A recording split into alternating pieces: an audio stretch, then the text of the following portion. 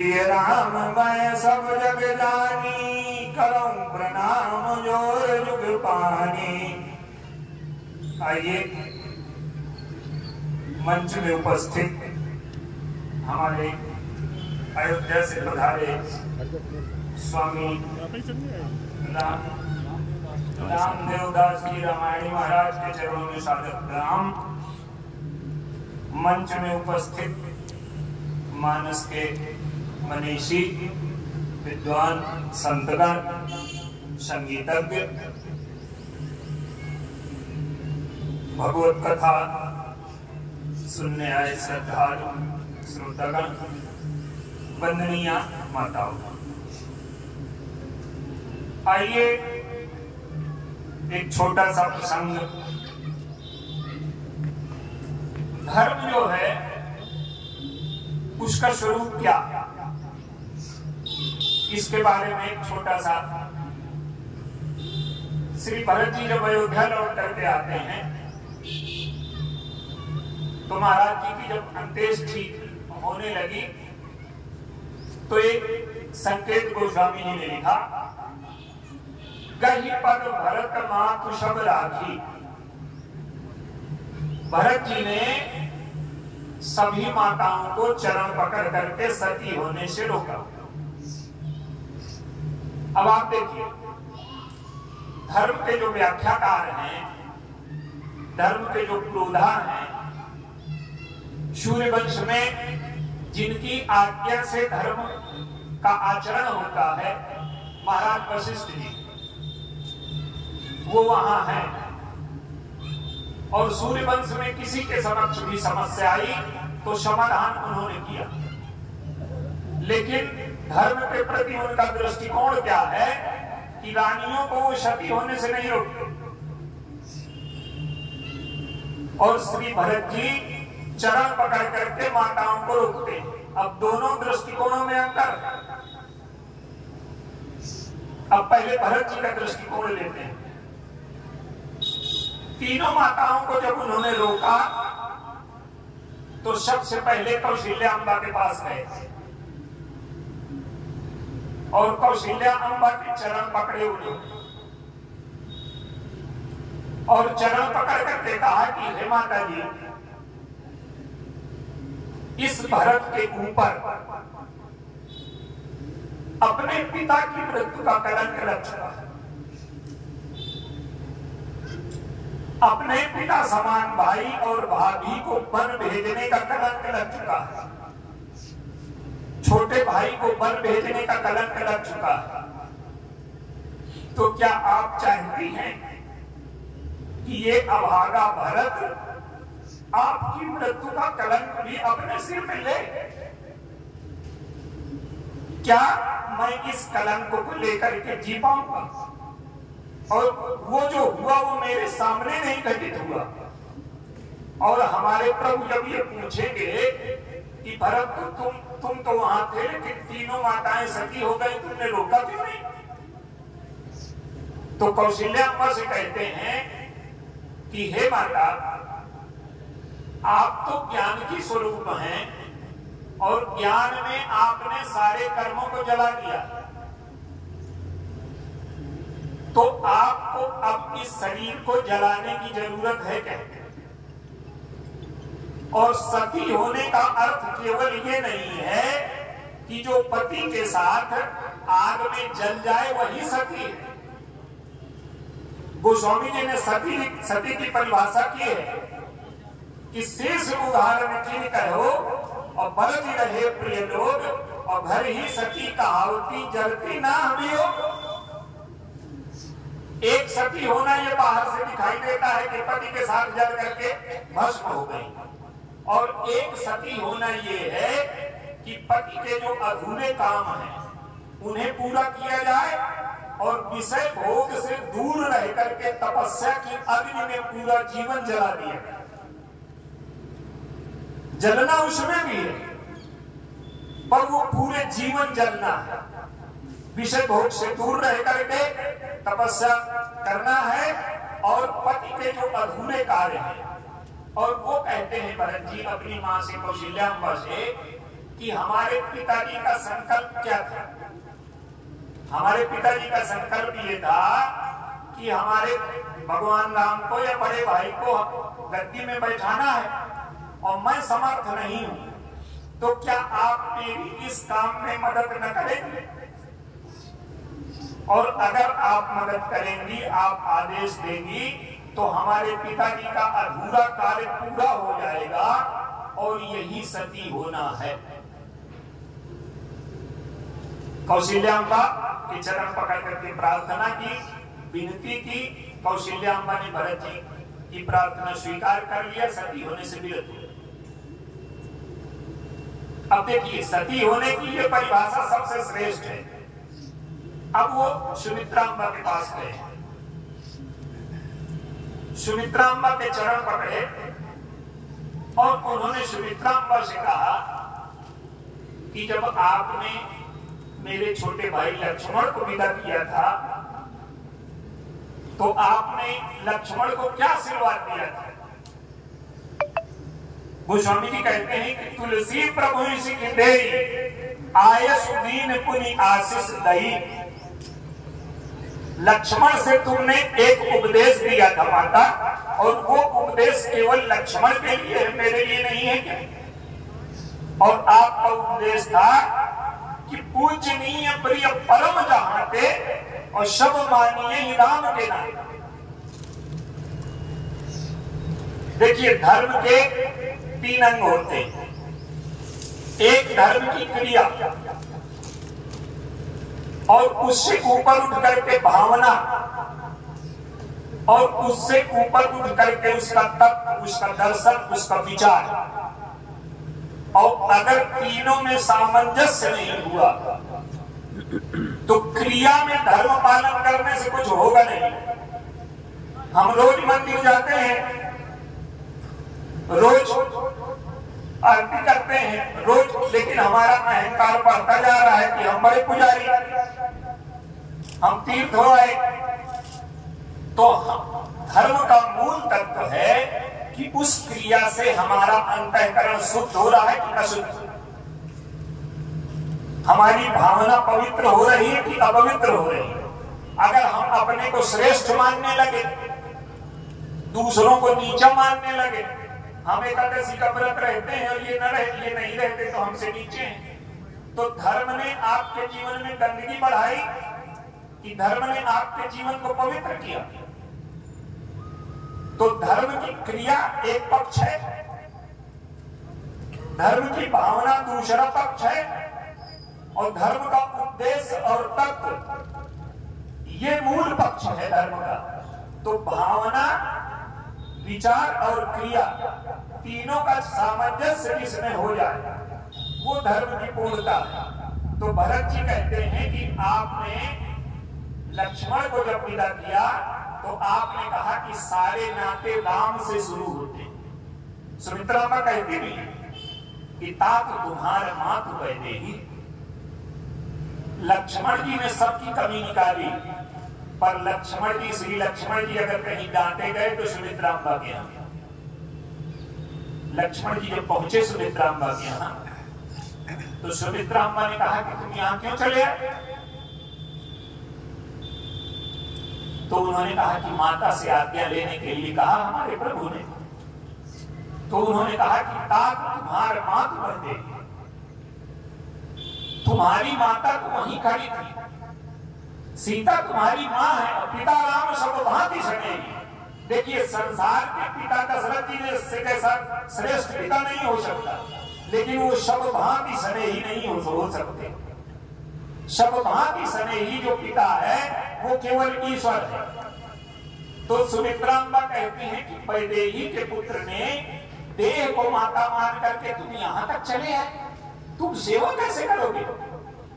अब लक्ष्मण जी को लगा कि मेरी त्याग में, मेरी तपस्या में, मेरी निष्ठा में कुछ न कुछ कमी है, तो प्रभु ने मुझे शिक्षा के लिए यहाँ भेजा। तो अब लक्ष्मण जी कहते हैं कि हमारा तुम्हारा कोई नाता नहीं बचा क्या? तो सुमित्राम्बा कहती है कि एक नाता है। अब आप देखिए, नाता कैसा होता है इसकी व्याख्या सुमित्राम्बा ने की। उन्होंने कहा कि अगर तुम मुझे माता मानोगे तो तुम्हारे जीवन में तुम्हारी निष्ठा में कमी आएगी और तुम राम की सेवा पूरी न कर पाओगे। क्यों? कि तुम जब राम की सेवा में रहोगे तो तुम्हें याद आएगी कि मेरी माता अयोध्या में है, तो उतनी देर के लिए तुम्हारा मन राम के पास से मेरे पास चला आएगा। तो अगर तुम मुझे माता मानते हो तो तुम्हारे जीवन में मैं बाधा बन जाऊंगी। नाता वो है जो राम से मिला दे, नाता वो नहीं जो राम से दूर कर दे। और वो कहती हैं कि तुम मेरे पुत्र हो लेकिन मैं तुम्हारी माता नहीं। अब ये कैसा विचित्र रिश्ता है।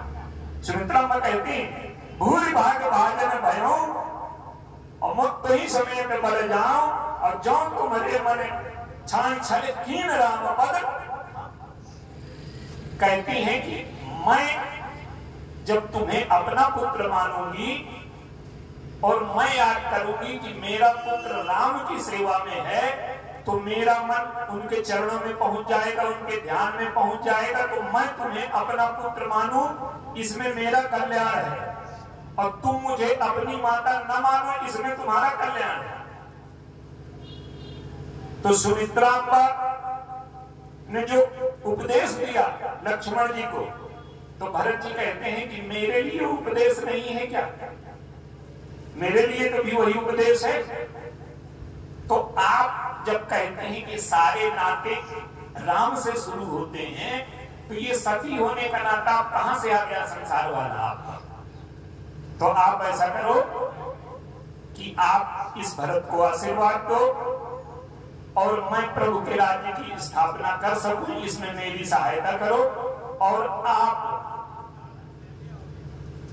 14 वर्ष तक भगवान का जो ध्यान है, तपस्या है, मुझे मार्गदर्शन करने के लिए आप जीवित रहो। सुमित्रा अम्बा भी मान गई। अब कैकेयी अम्बा के पास पहुंचे। कैकेयी को मां तो कहते नहीं हो, उनके मुंह की तरफ देख रहे हैं। कैकेयी कुछ बोलने का साहस नहीं रखते।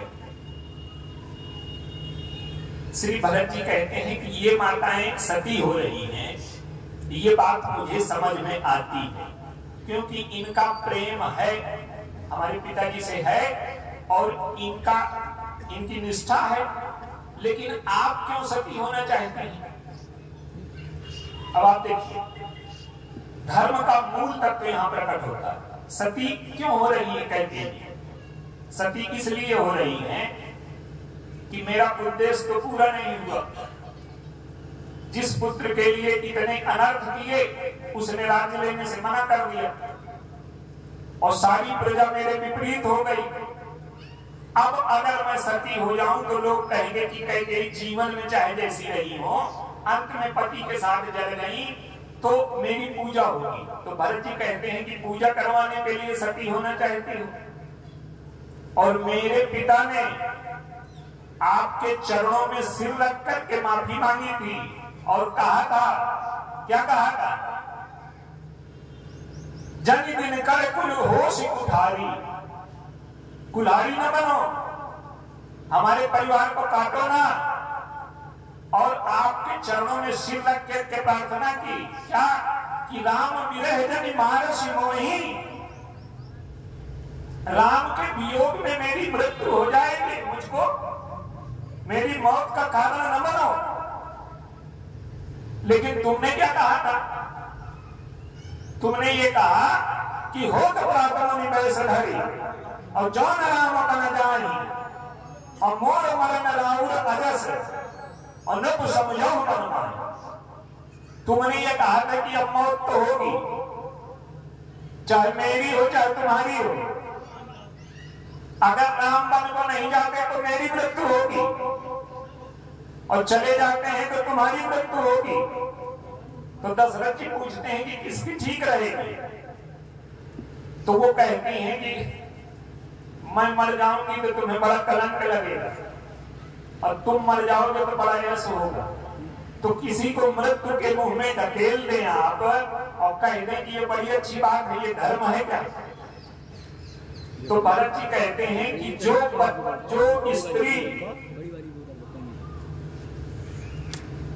स्त्री अपने पति की मृत्यु का कारण बनी हो, जिसकी वजह से उसके पति की मृत्यु हुई हो, वो सती होने का अधिकार रखती है क्या? हमारे पिताजी की मृत्यु हुई किस वजह से? आपकी निष्ठुरता की वजह से, आपकी कठोरता की वजह से। आप अगर ऐसा वरदान न मांगती तो हमारे पिताजी आज जीवित होते, तो आप ही के कारण हमारे पिताजी मरे और उन्हीं के साथ आप सती होना चाहती हो। तो इससे बढ़िया धर्म कुछ होगा क्या? कोई पत्नी अपने पति को मार डाले और बाद में सती हो जाए। अब कई मुंह की ओर देख रही है। उन्होंने कहा कि मैं ये नहीं कहता कि आप सती न हो, और आप चाहती हो, जानती हो क्या कि इस चिता में जलने से आपके पाप भस्म हो जाएंगे? वो न जलेंगे। वो पाप किसी तरह से नहीं जलेंगे जो आपने दिया, जो किया है। गोस्वामी जी ने तो संकेत किया, अवन जब ही जाचक करके यमराज और पृथ्वी दोनों जगह देने को तैयार नहीं। कहते हैं कि यमराज कहते हैं कि हमारे यहाँ सारे पापों का प्रायश्चित है, पर ईश्वर के विरोध का प्रायश्चित नरक में नहीं है, तुमको नरक में जगह न मिलेगी। और पृथ्वी कहती है कि तुमने हमारी पुत्री को वन भेज दिया, मैं तुमको जगह न दूंगी। तो कैकेयी को पृथ्वी जगह देने को तैयार नहीं है, नरक जगह देने को तैयार नहीं। तो वो कहते हैं कि तुम जलो, तुम इस चिता में न जलो, तुम जलो तो ग्लानि और पश्चाताप की आग में जलो। और जो तुमने अनर्थ किया, जो ये समस्या खड़ी कर दी, ये जो अपराध किया, तो इन अपराधों को मिटाओ। तो जब तुम ग्लानि और पश्चाताप की आग में जलोगी, तब तुम्हारे पाप मिटेंगे। और जब हमारे पिताजी की मृत्यु हुई थी, तो उन्होंने हाथ जोड़ करके आपसे विनती भी की थी कि जब तक जीऊं तब तक मुंह न दिखाना मुझको। तो अब हमारे पिताजी को कुछ दुख देना बाकी है का कि सती होने के पास हम उनके जाओगी तो उनको और कुछ दुख दोगी। अब कैकेयी मुंह की तरफ देख रही है। देखिए, भरत जी तो अत्यंत असाधारण, बहुत बड़े ईश्वर के अवतार ही हो, लेकिन ये नहीं है कि उन्होंने गलत किया। किसको मीठी औषधि देगा, किसको कड़वी औषधि देगा, उनका कोई कैकेयी से द्वेष नहीं। कैकेयी की स्वस्थता कैसे होगी? भाई हमें फोड़ा हो जाए तो डॉक्टर क्या करेगा? मीठी औषधि थोड़ा देगा, वो चीरा लगाएगा। तो किसको कौन सी दवा देनी है, ये वैद्य निर्णय करेगा। तो ये जब मां को इस तरह से उन्होंने कहा, तो कैकेयी की आंख खुली कि हाँ, मुझसे अभी तक ग्लानि नहीं है। देखिए, इतने भयानक अवसर हैं कि व्यक्ति का हृदय इतना कठोर हो जाता है कि वो सोच नहीं पाता। आप देखिए, भरत जी जब आए तो कैकेयी की साथ कैकेयी गई और थाली सजा करके गई है, आरती करी। आरती लिखा है गोस्वामी जी, द्वारे ही भवन भेंट लई आई, सजी आरती मुदित उठी धाई। जिसके पति की लाश अभी महल में रखी है, वो आरती करने जाएगी। आप देखिए, अभी दशरथ जी की लाश वही महल में रखी है, उनका शव रखा हुआ, और इसके बाद अपने पुत्र को आरती सजा करके लेने चली गई।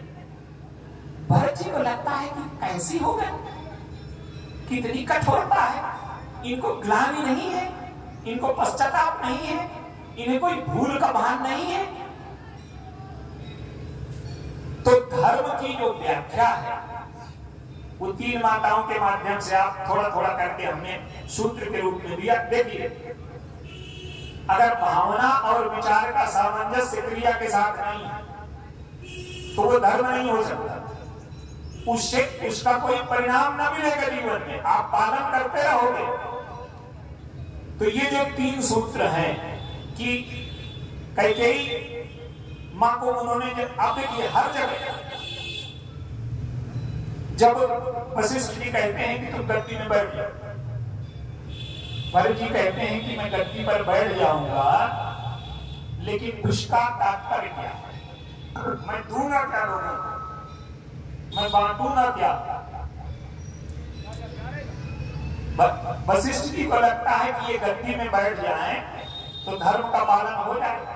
वो कहते हैं कि तुम्हारे पिता ने 2 आज्ञाएं दी थी, उनमें से एक का पालन प्रभु राम ने कर लिया और दूसरी का पालन तुमको करना है। तो भरत जी कहते हैं कि दोनों आज्ञाएं बराबर कैसे हो गई?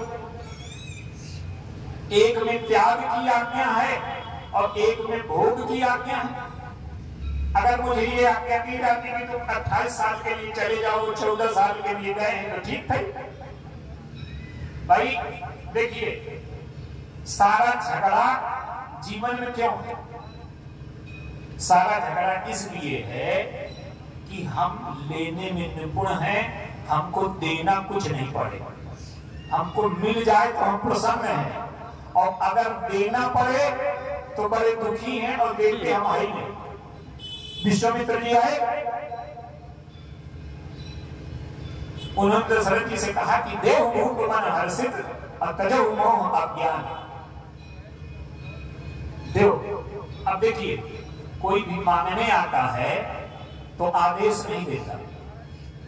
मांगने वाला तो हाथ जोड़ के कहता है कि हमको मिल जाए, लेकिन उन्होंने आदेश दिया, देव देना पड़ेगा तुमको। आदेश दिया देव। अब भूप मन हर्षित, हर्षित होकर के दो। और मैं ऐसा कोई महात्मा नहीं हूं कि बिना लिए लौट जाऊंगा, जो मांगूंगा वो ले करके जाऊंगा और तुम्हें देना पड़ेगा। अब तुम निर्णय करो कि रो करके देते हो कि हंस करके देते हो। और अगर दुखी होकर के दोगे तो दान तमोगुणी हो जाएगा। तो दो और हर्षित होकर के दो, ये शर्त लगा दी। देव भूप मन हर्षित तजो मोह अज्ञान और धर्म सुजस तुम प्रभु का इनका अति कल्याण। तो दशरथ जी बड़ी मुश्किल से दे पाए, बड़ी मुश्किल से। जब वशिष्ठ जी ने समझाया तब बड़ी मुश्किल से देने को तैयार हो। वो कहते हैं कि एक बात बताइए, ये जो 4 पुत्र तुमको मिले काहे से मिले? तो दशरथ जी कहते हैं महाराज जी कि ये यज्ञ से मिले। तो उन्होंने कहा कि ये यज्ञ के पुत्र हैं कि नहीं? कहते हैं। तो यज्ञ से तुमने 4 पाए और यज्ञ की रक्षा के लिए 2 देने को तैयार नहीं हो। व्यक्ति को लेने में बहुत अच्छा लगता है और देने में अच्छा नहीं लगता। और आप देख लीजिए, जितना आनंद हमें लेने में आता है और जब तक हमें देने में उतना आनंद ना आने लगेगा तो हम धर्म की पहली ओर नहीं बढ़े, पहला कदम नहीं बढ़ाया। जब हमको देने में ही उतना आनंद आने लगे तब आप समझिए कि हमने धर्म की पहली कक्षा पार की। और अगर लेने भर में आनंद है और देने में नहीं है तो धर्म में संतुलन कहां से आएगा? संतुलन तो तब आएगा, देखिए रावण है, लेना नहीं वो जानता, वो छीनना जानता। जो मिलेगा तो ठीक है, जो हमको अच्छा लगेगा तो हम छीन लेंगे और जो अच्छा ना लगेगा उसको नष्ट कर देंगे। तो ये तो अधर्म है। लेकिन धर्म ये है कि लेना और देना जब दोनों बराबर हो जाए तो हमने धर्म की कक्षा में पहला कदम रखा। तो दशरथ भरत जी कहते हैं कि आप जो कह रहे हो कि दोनों आज्ञाएं बराबर हैं, ये बराबर कैसे हो गई? एक में भोग की आज्ञा है और एक में त्याग की आज्ञा है। तो मैं कहते हैं कि आप क्यों मुझे राजा बनाना चाहते हो? तो वशिष्ठ जी कहते हैं कि तुम इस आज्ञा का पालन करोगे, इसके बाद 14 वर्ष बाद जब राम आए तो उनको ये राज्य सौंप देना। आप देखिए, बाहर से लगता है कि वही तो किया जो वशिष्ठ जी ने कहा। राज्य 14 साल चलाया कि नहीं चलाया? लेकिन भावनात्मक और तात्विक दृष्टि से बहुत अंतर पड़ गया। क्या कि चित्रकूट गए और चित्रकूट जाकर के पहले स्वामित्व प्राप्त किया हुआ कि राज्य आपका है। जब प्रभु ने कह दिया कि तुम चलाओ, 14 वर्ष के लिए चलाओ, तब गोस्वामी जी कहते हैं कि भाजन ढूंढे गिरा प्रसाद। तो चलाया उन्होंने, पहले स्वीकृति लेने गए, पहले तात्विक दृष्टि से उसको पूर्ण किया, फिर भावनात्मक दृष्टि से पूर्ण किया, फिर क्रिया की दृष्टि से राज्य चलाया। तो कहने का अर्थ यह है कि वशिष्ठ जी से उन्होंने कहा कि धर्म नहीं है, ये अधर्म है जो आप बता रहे हो। जिसे आप दशरथ जी की आज्ञा बता रहे हो, ये मंथरा और कैकेयी की आज्ञा है। और अगर मैं कैकेयी और मंथरा की आज्ञा मान लेता हूं तो समाज को क्या मिलेगा? मोही राजा कैकेयी हो जब ही और रसा रसातल जाई है तब ही। क्यों कि लोग कहते हैं कि रावण के बैठने से नहीं चली गई, हिरण्यकश्यप के बैठने से चली गई, तुम्हारे बैठने से पृथ्वी रसातल भी चली जाएगी। तो वो कहते हैं कि हिरण्यकश्यप और पृथ्वी से, रावण से पृथ्वी का धैर्य नहीं टूटा, पर मुझसे टूट जाएगा। क्यों कि जब मैं गद्दी में बैठूंगा तो लोगों को क्या प्रेरणा मिलेगी कि राज्य पाने के लिए बड़े भाई का हिस्सा हड़पा जा सकता है, राज्य पाने के लिए पिता की मृत्यु हो जाए तो कोई समस्या नहीं।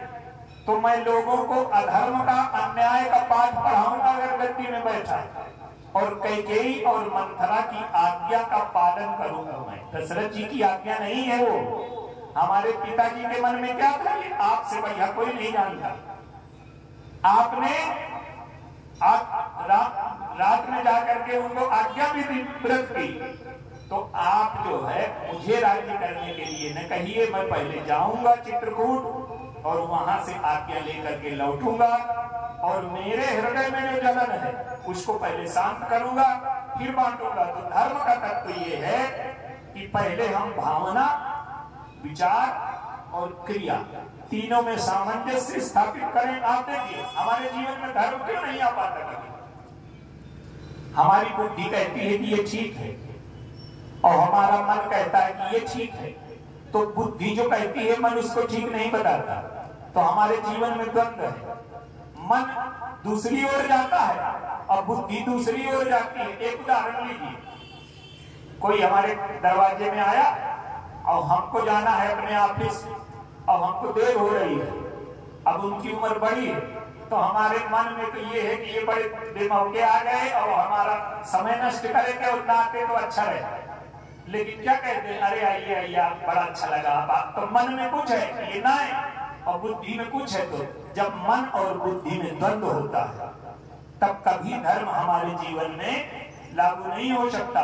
तो मन का, बुद्धि का और जो तत्व का, विचार का ये द्वंद्व समाप्त हो जाए और जीवन में एक रूपता आ जाए, ये धर्म है। और ये भरत जी ने स्थापना किया, इसीलिए उनको कहा गया कि जो न होते जब जन्म भरत को सकल धर्म धूरी धरन धरत को। अब विश्राम है। बोलिए सियावर रामचंद्र की जय।